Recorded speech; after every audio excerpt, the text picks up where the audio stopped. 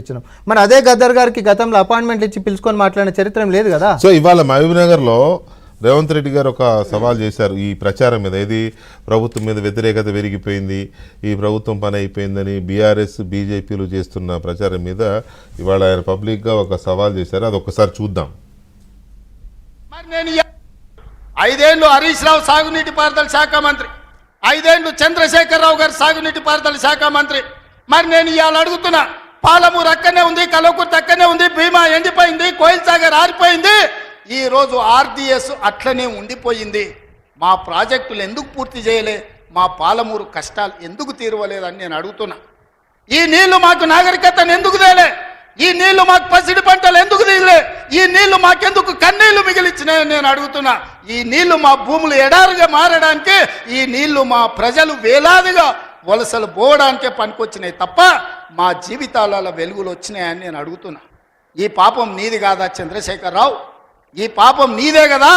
10 ఏళ్ళు వచ్చిన తెలంగాణ రాష్ట్రంలో 2 లక్షల కోట్ల రూపాయలు సాగునీటి ప్రాజెక్టుల కోసం ఖర్చు పెట్టినావు కదా. 1,00,000 కోట్లు కాళేశ్వరం కట్టినావు, 1,00,000 కోట్లల్లా 1,000 కోట్లు మింగినావు. కట్టిన కాళేశ్వరం కుప్పగూలిపోయింది. ఇంతకంటే దిక్కుమాలిన ప్రాజెక్ట్ ఇంకెక్కడైనా ఉంటుందా అని నేను చంద్రశేఖరరావుని అడుగుతున్నా.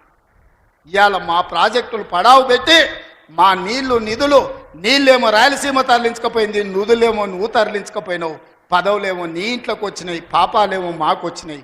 ఇవాళ ఈ పాపాలు ఈ కష్టాలు ఎంతకాలం మేము ఎదుర్కోవాలని నేను అడుగుతున్నా.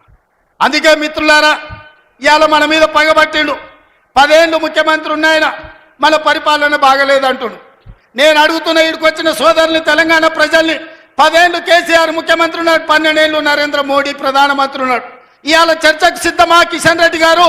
మీ పార్టీ ప్రెసిడెంట్గా నువ్వురా, కేంద్ర మంత్రిగా నువ్వురా, చంద్రశేఖరరావు గారు ప్రతిపక్ష నాయకుడిగా నీ పార్టీ ప్రెసిడెంట్గా నువ్వురా, కాంగ్రెస్ పార్టీ నుంచి ముఖ్యమంత్రిగా నేను వస్తా.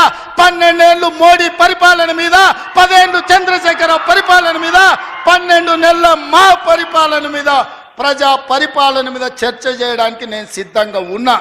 చర్చలో ఓడితే ముక్కు నేలకు రాస్తా అని చెప్పి నేను ఈ సందర్భంగా సవాలు విసురుతున్నా. సో అది ఏదైతే ప్రజల్లో వ్యతిరేకత ఉంది తన ప్రభుత్వం మీద అనే దాని మీద బీజేపీ బీఆర్ఎస్లు పదే మాట్లాడుతూ ఒక వాతావరణాన్ని క్రియేట్ చేస్తున్నాయో, 10 ఏళ్ల బీఆర్ఎస్ పరిపాలన మీద, 12 ఏళ్ల మోదీ పరిపాలన మీద, 12 నెలల నా పరిపాలన మీద బహిరంగ చర్చకు సిద్ధం అనేది రేవంత్ రెడ్డి గారు ఇస్తున్న సవాల్. ఇక ఆ చర్చ అయ్యేది లేదు, పాడలేదు, కానీ ఆ చర్చ ఎవడు పెట్టాలి, వీళ్ళు ముగ్గురు ఎక్కడ కూర్చోవాలి. పోనీకి మోదీ గారు అంటే మోదీ గారి తరఫున కిషన్ రెడ్డి గారు ఒకవేళ రాడు, నాకు తెలిసి 100% రాడు. కేసీఆర్ గారు అసెంబ్లీకే రాడు, చర్చకే ఆడవుతాడు. ఇక ఆయన రాడు. ఒక్క నిమిషం సార్, ఒక్క నిమిషం. ఇక ముఖ్యమంత్రిగా ఈయన వాళ్ళు వస్తే ఈయన పోవాలి, వాళ్ళు రారు, ఈయన పోడు.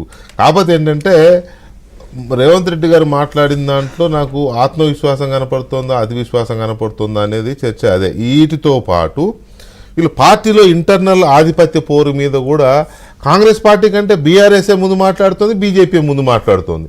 ఇంటర్నల్గా ఏదో జరిగిపోతుంది, ఎమ్మెల్యేలు కొంతమంది అటు కొంతమంది ఇటు ఏదో జరుగుతుంది. బండి సంజయ్ గారిని ఇంకో అడుగు ముందుకేసి వాళ్ళ ఎప్పుడైనా ఏమైనా జరగవచ్చు అనేసాడు. అది కూడా మాట్లాడదాం ఒక చిన్న బ్రేక్ తర్వాత.